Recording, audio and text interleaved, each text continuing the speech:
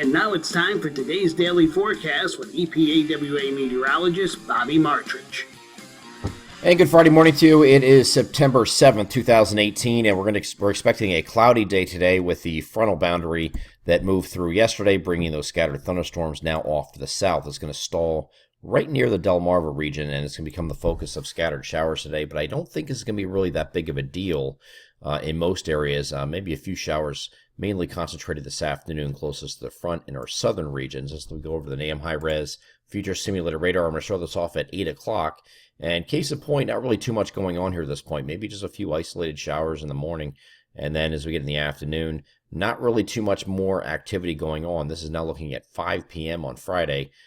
So nothing really prior to that. Just clouds, plenty of clouds, and much cooler today than it has been over the past couple of days. It's been well into the 90s for many locations, and some record highs set in some locations over the past couple of days. But today we're going to be stuck in the 70s with those clouds, and then just a few scattered showers here in the afternoon, evening. Here's a look at 6 p.m. You can see those continuing. And that goes right into late evening. So not expecting it overall to be a big deal today with in the rainfall department. Just more spotty showers, not a real big deal.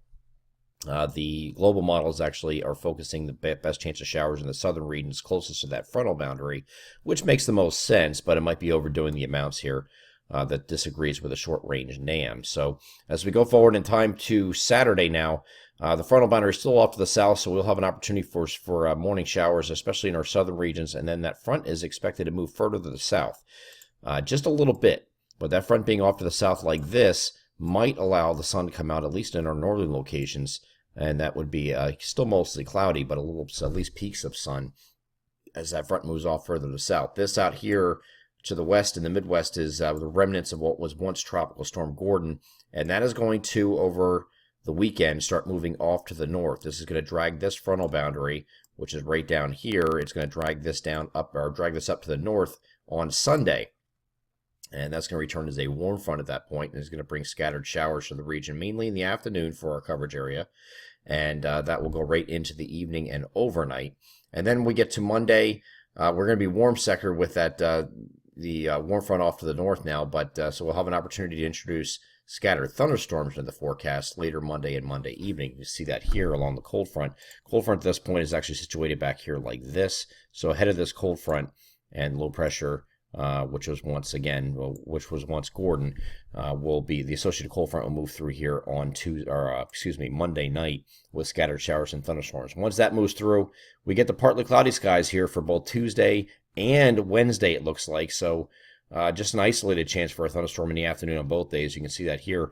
But the bigger picture is Hurricane Florence coming into the region here. And this is going to move us to the next part of the conversation here, because this is now within our 7-day forecast window. This is looking at Wednesday evening, and the European model and others have it very close to the coastline, whether it be North Carolina, Maryland, Delaware, New Jersey, what have you. It's still going to be in this vicinity. So I think I would not say the hit, an East Coast hit is likely. I would not say that right now. I would say that the threat to the East Coast is increasing from what we saw yesterday.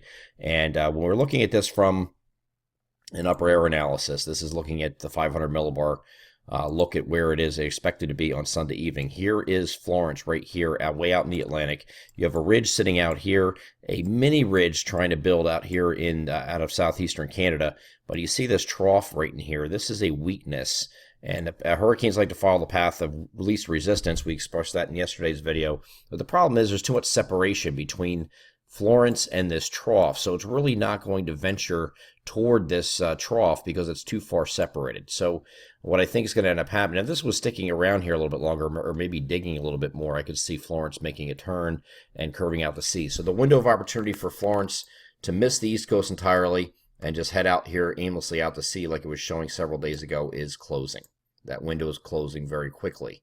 Okay, and the odds of that happening are now probably 90 to 10 against that happening, because this trough right here is going to be continuing to move off to the east in subsequent frames. And you can see that here. It's moving off to the east, and look what happens. As soon as it vacates, you have a ridge that builds over the top, and that's going to end up trapping Florence, and it'll be under the ridge's control at this point. So by doing that, you have ridge is basically high pressure. So you have a cyclonic flow around high pressure. This is a clockwise flow. It's going to keep steering it out this way, and you can continue high pressure out like this. It's going to continue right around that high, and look where it's going. It's going to be right near the East Coast, just somewhere between, again, North Carolina and we'll say Long Island. So anywhere, it's a big area, big range. Anywhere from here to here, that's a big range. But somewhere within that vicinity is where Florence, we think, is going to be lurking. And whether or not it makes a direct hit along the East Coast it remains to be seen, and that's going to depend on the strength and position of this ridge. So we do think the ridge is going to take it. And then after we get after this point, you see this ridge gets a little bit stronger. This is actually a 594 decameter ridge. This is pretty strong. And it basically steers Florence right into the coast. And that's why you have that image like we just saw on the previous image with this system sitting right here off of the Carolina coastline. So whether it's right here or not, or whether it's a little bit further north, like maybe it comes up to here, and whether it makes landfall or not is not important. If it's going to come up the coast like this and just crawl along the coast and then eventually head out like this, which is what many models are projecting, even if it doesn't make landfall, it's not the concern. You're still going to have battering winds and rain and heavy surf and storm surge coming into the coastal communities from North Carolina all the way up to Long Island. That's going to be an insane amount of beach amount of area that will be affected by this. And so it doesn't necessarily have to make landfall in order to make a big impact. You get that fetch around, if it's sitting right here, the Outer Banks of North Carolina, I can tell you right now, are getting hammered.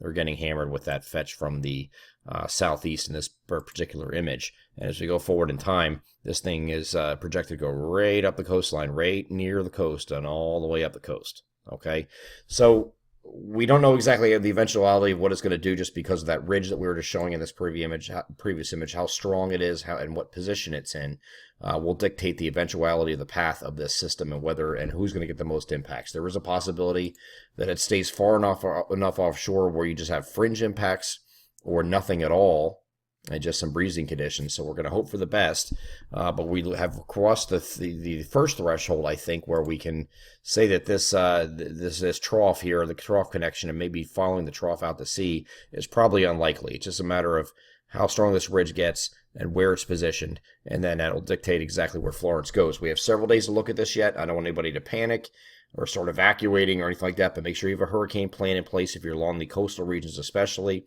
And make sure you continue to follow along these daily videos. We'll give you an update every single day of what we think it's going to do. Right now, I do think it's going to miss this trough. That's all I can tell you today from yesterday. Yesterday we're still questioning whether or not it's going to make this connection. It does not look like it's going to do that now. It's just a matter of whether it makes landfall and where, or if it just parallels the coast and does a little loop out here. There's a lot of different possibilities with this system. Just continue to monitor us throughout the week, and we'll continue to update as we have new information come in. I'm Eastern PA Weather Authority meteorologist Bobby Martich. That is your outlook for September 8th, 2018. Have a great Friday.